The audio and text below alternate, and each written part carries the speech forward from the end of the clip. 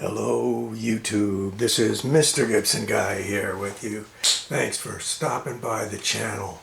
Good to have you here. Today I'm bringing you another photography video, and it's going to be a little bit different take than my previous 50 photography videos that I have on this channel, because this is number 51 here. And normally I do videos on vintage, classic, 50-year-old film cameras and lenses and equipment, and I use obviously digital medium to make videos on. Now you're seeing a video of my video camera. And that's where I'm starting today, because I went around and I took some pictures today, and I'm going to show them to you. But what makes these pictures unique is the subject of this video, and that is that I am using, for making these videos, I'm using for these photographs my Nikon D5200. See that? And this is a digital camera. But I won't be using the regular lens. Today I'm going to be using, oh, look at this Nikon. Whoa, look at the size of that. This is a Reflex Nikkor C 1:8 f/500 millimeters and the serial number. And this has a focus ring on it, you can see, but it doesn't have an aperture, because mirror lenses, screw off lens cap, mirror lenses go back to the day when they tried making long lenses shorter by putting mirrors inside of them so that the image would bounce back and forth several times, so you had something fairly short. This is not 500 millimeter length, this is shorter than a 200 millimeter, but the image bounces back and forth. And you can see all the mirrors moving back there.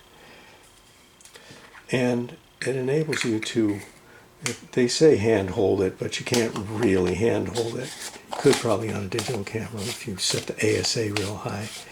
But this, because my digital camera is a Nikon, and Nikon digital cameras used basically the Nikon F mount that dated all the way back to 1959, I can use almost all of my Nikkor lenses on the D5200.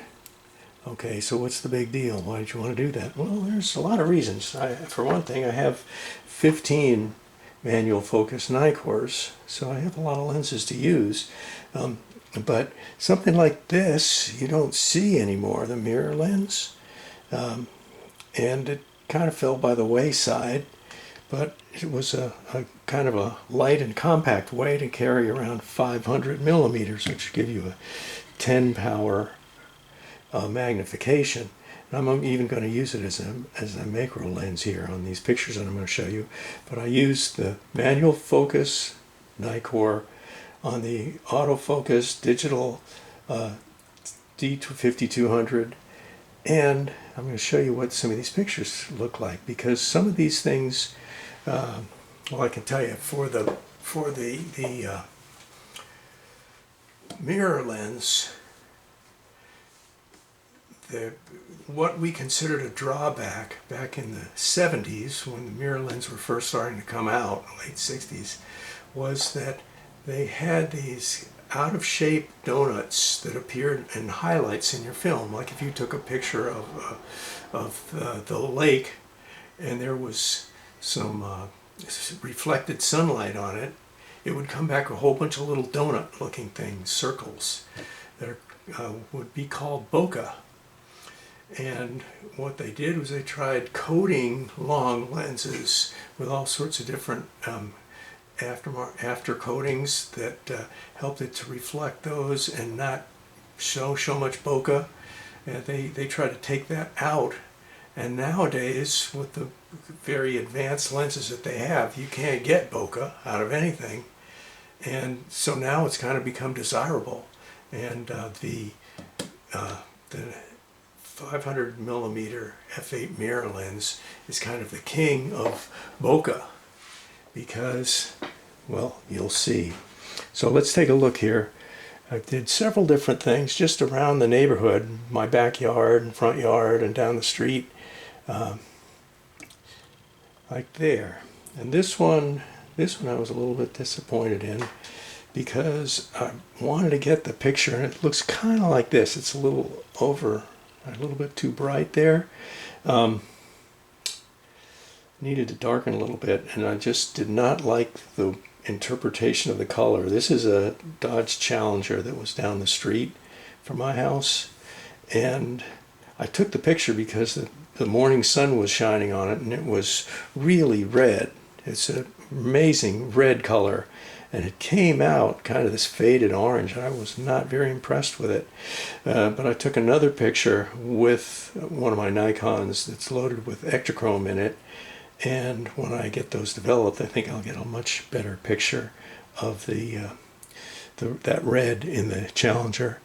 And that's not really a real bird. That's a painted bird that's in somebody else's yard. And you can see these are a little bit on the bright side here. Need a little darkness. Now here we go. We're going to take a look at what the bokeh looks like, because I went through a bunch of these showing in focus and then out of focus. Not on everyone, but most all of them I have both. Yeah, see, there's out of focus. See all the ringlets there? Let me go back again. In focus, out of focus. I had the camera on a tripod and it was fairly steady, but when I was in the backyard I started taking some pictures and the wind picked up, and so I was trying to get still pictures of branches and leaves flying all over the place. This is, that's in focus, and that's out of focus. You see all the ringlets there that are forming all over. Some of them even are doubled, or were traveling because it was moving a little bit during the exposure. I think my exposure was set at 1/250th of a second. So that's that should be fast enough, but everything is magnified 10 times. Here's another view, and you can see some are white, some are yellow, some are purple. It depends on what it's coming from, but those are all bokeh balls there. Now this one, you can see a branch is standing still, but it's kind of a thick branch, so probably we got some wind effect on there. And we can see there's a lot of bokeh effect with the light on the trees. It's late afternoon. This was in a darker area, but actually it's a dark background, but you could really see the bokeh effect in this picture here. And here you see the same thing in focus. Again, out of focus, bokeh balls all over the place, and then in focus, just regular highlights on some green green leaves. That happens to be on a citrus tree that's in my neighbor's backyard that hangs over into my yard. Now we can get some real good bokeh shots in here, and this is kind of what you try to do when you want to get bokeh, is you want to get some stuff you can see is really in focus. You like to get most of it in focus and then some of the stuff out of focus, but you have to go with what you have. And this was like a lot of bokeh and a few in focus spots. There's another one. You can see the bokeh balls just going down on the leaves here. And so if you really want to get that, one way you can do it is get a 800 millimeter mirror lens, and you can get all sorts of highlights turned into bokeh balls just like that. I think this one kind of makes you dizzy a little bit, but boy, it's got a lot of bokeh to it, a lot of character.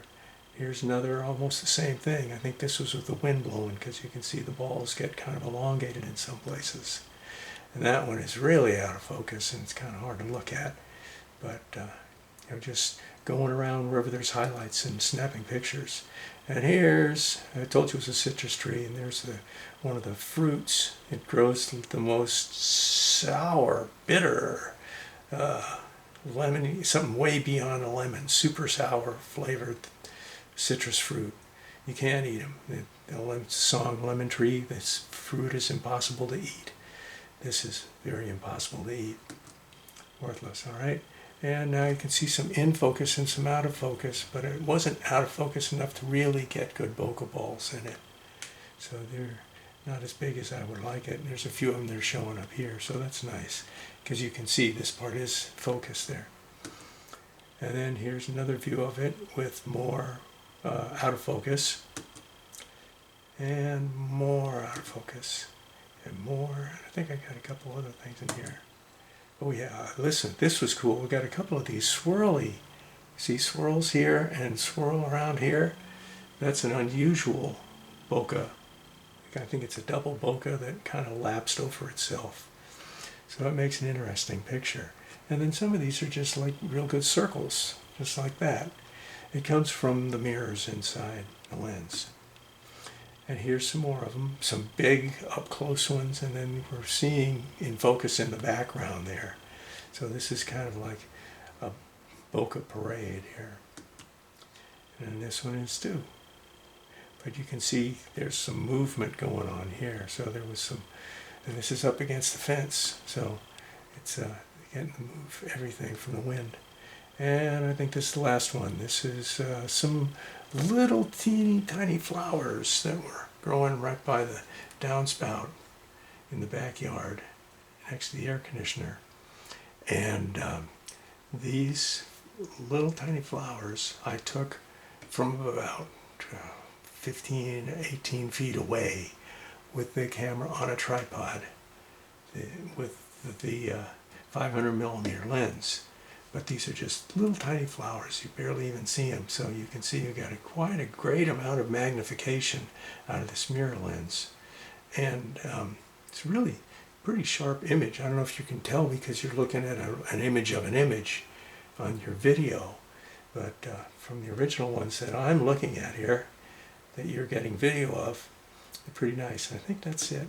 Oh no, that's right. I had this little palm I went out and took some pictures of just to show the difference of the depth of field when something is like 1 foot closer than another one. Stuff gets really out of focus and really in focus real quick. Like, see this here, and then this stuff looks like it's a mile away. It's a few inches away. Because you have, especially when you're close up like this was as close as the lens would focus, you're going to get really shallow depth of field.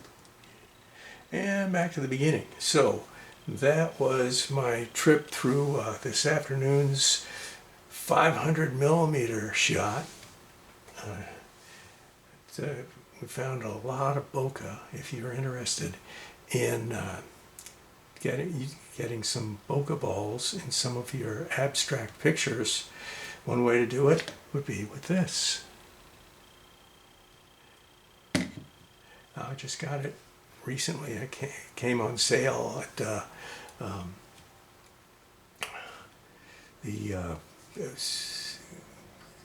GoodwillFinds.com. They have a big used camera store and they sell stuff sometimes for good prices. And this was a little bit high, but they had 20% off, so I ended up getting it for just a couple over $100. And that's pretty good for a Nikkor. I was going to get a Tamron because of the adapters on the back. You can use it on all your different cameras if you have the Adapt-All-2 adapter for that particular camera.